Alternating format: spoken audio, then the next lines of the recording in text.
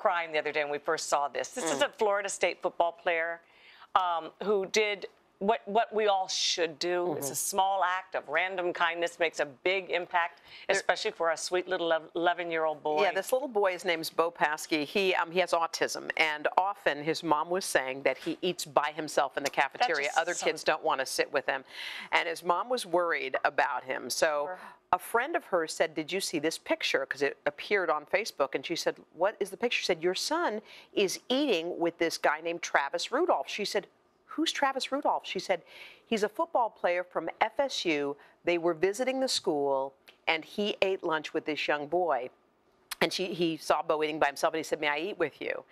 And the mom said when she saw the picture, she burst out into tears because she said in her posting, she said sometimes she's almost glad that her child has autism because maybe he's unaware that he is being isolated and he's not so cognizant of it. And she said, but she saw this picture and she saw on this particular day that her little boy did not have to eat alone. And she said he's a hero in my eyes for him to have shared this kindness with my son. That makes me cry. She said it will not soon be forgotten.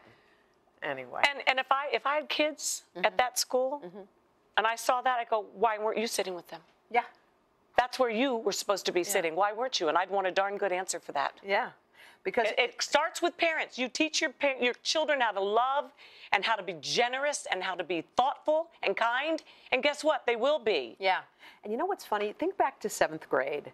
There were always kids, and sometimes, you know, you may have been one of them. I was one of them at some points. But there are kids who are isolated. Of course. And other kids you're almost afraid to go over and be with that other kid because you feel like it's almost contagious, no one will like me either. And it's a very scary thing, especially obviously for the kid who's isolated. But you're right. More kids need to say, I'm going over there. I'm going to go sit with you. Well, give them permission to, as a parent, say that is what you should be doing, sweetie.